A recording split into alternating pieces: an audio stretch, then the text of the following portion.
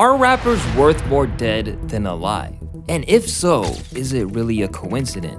Hi, I'm Louaista, and today we're answering a few uncomfortable questions. It's astonishing to see the long list of rappers who have passed away in recent years. I would read that list, but honestly, it's just way too long. Whereas the deaths of Tupac and Biggie scarred an entire generation of hip-hop fans, today's consumers are so used to seeing their heroes either gunned down or dying from substance abuse. And what takes place after a rapper's death is frighteningly consistent, and every time the labels know that there's money to be made. Like the hip-hop vet Jim Jones said, "We have more rappers getting killed than we have weeks in a year. Every day they talk about a different rapper that just got shot or was involved in a shooting or something like that." Being a rapper in today's society is definitely the most dangerous job in the world. Considering how unsafe it is out there, you would think that record labels would be taking steps to save these young artists from prematurely passing. But some rappers believe this is exactly what they want, as when a rapper dies, their sales explode. Seriously, I can't believe I'm saying this, but as horrible as it sounds, there's tons of evidence to back this up. But the truth of the matter when it comes to hip-hop, in my opinion, is like we gotta stop pretending we care about these people and we care about these kids. This is a business. They want to use you and destroy you and get your money, and it's better for their business if you're dead. That's why they put out albums after you died. If they cared about you as an artist, they wouldn't do that. Like Vince Staples suggested, their actions prove that they are indifferent towards whether you survive. Every time that a rapper dies, the streaming numbers of their existing catalogs boom. For example, after PNB Rock was tragically shot and killed in 2022, his numbers shot up 652%. His song Selfish also re-entered the charts at number 17, making it his first appearance on the charts in over 3 years. This track was also released by Atlantic Records, which is the same label that PNB Rock had been at odds with for years over an unfair deal. But still, even after he passed, they were making money from him, his music, and most importantly, his beloved fans. Similarly, when XXXTentacion and Pop Smoke lost their respective lives, their numbers were equally insane. For X, he broke Taylor Swift's one-day streaming record, while Pop Smoke's numbers rose by 400%. As the news of Juicewrld's passing hit, sales rose by 487%, and for Mac Miller, that number was up to 970%. All of this is absurd when you consider how popular they already were to begin with. So you can see why it's so profitable for labels to have your favorite rappers killed. And this is only streaming. Think of all the unfinished projects that were released by the labels to make even more money. It just seems like a tasteless cash grab if they're releasing something the artist never got the chance to veto. Like they're using them for name recognition, which already kinda sucks, but exponentially more so when they're dead. Shockingly, 7 of the artists in the top 10 most streamed albums on Spotify are all dead. Horrifying as it may be, death in hip-hop sells, and unless you're King Von, Nipsey Hussle, or Young Dolph, who all famously refused to sign to major labels and held on to their masters, a lot of those profits aren't necessarily going to your grieving family members. When a label signs an artist, by nature, it is a financial transaction. For the most part, labels aren't necessarily there to provide guidance, but instead, they're there to promote you for their own ends. The only thing that an artist gets is money and fame, and that's if they survive. After all, most of the time, they've got your publishing rights and masters in exchange for giving you a massive audience, leaving you in debt to them until they recoup. So while it is undeniable that they want to protect their investment, that doesn't necessarily mean that their top priority is the person creating the output. The investment for them is the music and holding the copyright and licensing rights. But the industry's honesty about their view has never been clearer than what's known as the death clause, which is found in contracts that are signed by artists. Let's see how this works by taking a look at the one Kurt Cobain contract with Nirvana. According to the documents, it says that the company shall have the right to secure insurance equivalent to 10 times the estimated value of the artist's earnings from any source of revenue, solely for the company's benefit. In Cobain's case, where he, quote, shot himself, that amounted to several $billions. And yes, that's with a B. And if you didn't know, Kurt Cobain shot himself with a shotgun, which is said to be physically impossible. He was also said to have been so high off heroin when he killed himself that he would have literally been too out of it to pull the trigger, let alone get the gun in his mouth, which further fuels the narrative that it could be the labels who are the ones putting out the hits on artists so they can secure the bag. To make matters worse, they also don't even need to consult the artist and can actively keep the information confidential if they wish. Speaking about his own past and dispute with other rappers, French Montana explored the prominence of these life insurance policies on Academics' Off the Record podcast. And we was beefing for real, like people was like dying and this and that, and it was just like, it was blocking a lot of money. People didn't want to touch you. You know what I'm saying? You know, your rap friends, somebody gets shot, your rap friends stop picking up, the label stop picking up. Nah, it gets crazy. You know what I'm saying? It gets crazy. But now it's even crazier because they getting life insurance on artists. At least back then we didn't have that.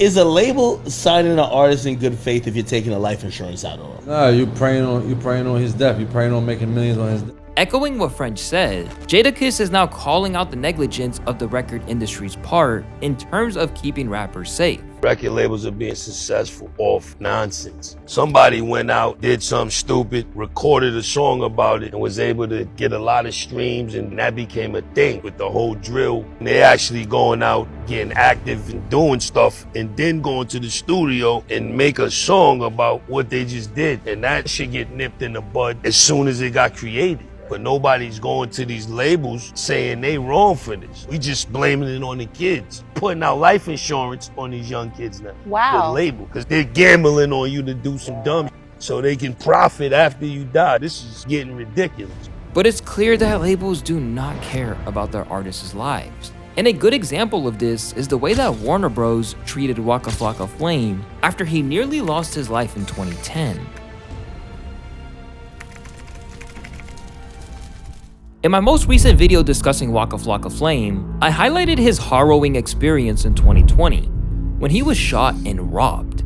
This traumatic event landed him in the hospital for several months, during which he faced temporary memory loss. The gravity of the situation was such that he could have easily lost his life. At that point, Waka was at the height of his career, releasing chart-topping tracks like No Hands and Grove Street Party, and considering he was a prolific asset generating millions of dollars for his label Warner Bros. Record, you would assume that they would rally around him and extend support. However, per Waka's account, this expectation fell tragically short.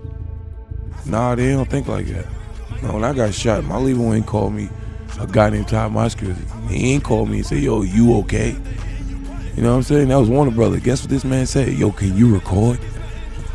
I'm like, what? From that day forward, after I got shot, I never in my life trust labels. As horrible as this was even back then, the money that was being made off Waka Flocka pales in comparison to how much hip-hop can generate today.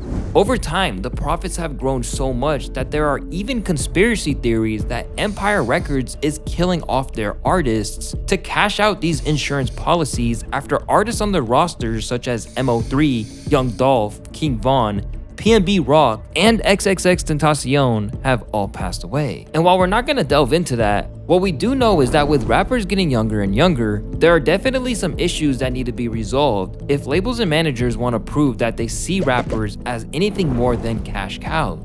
And a great example of this was the case with rapper Lil Peep. When Lil Peep died during his US tour from Xanax laced with fentanyl on November 15, 2017, it was shocking to see how everyone around him was used to him being completely out of it.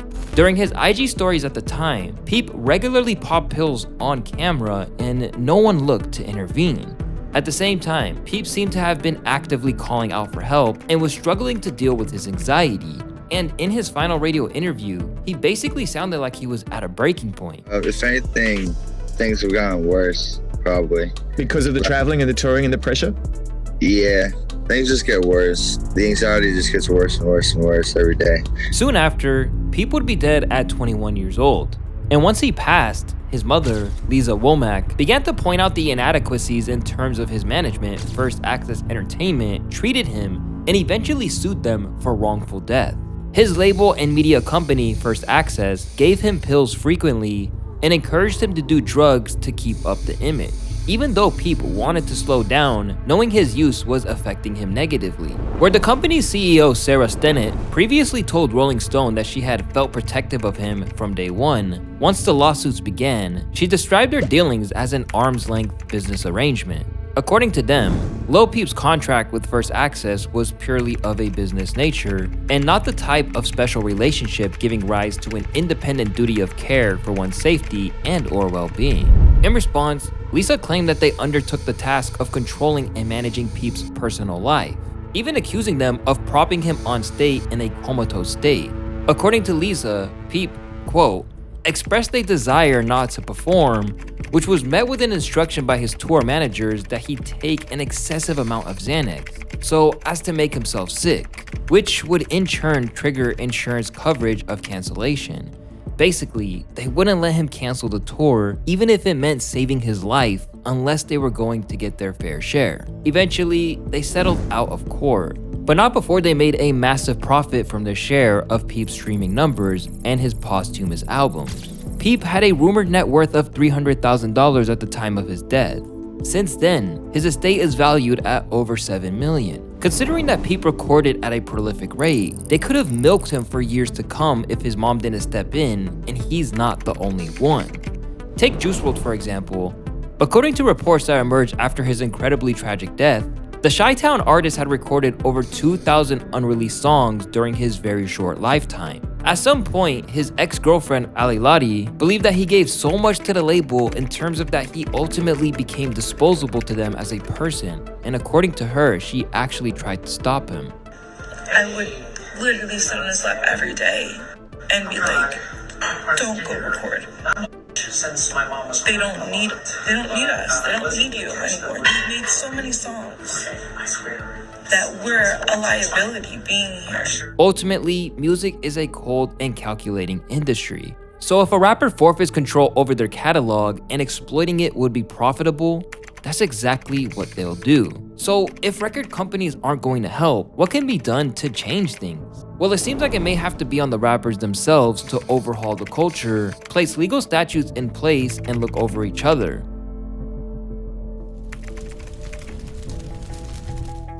When I'm gone, please don't release any posthumous albums or songs with my name attached, reads the tattoo on the arm of Anderson .Paak. Those were just demos and never intended to be heard by the public.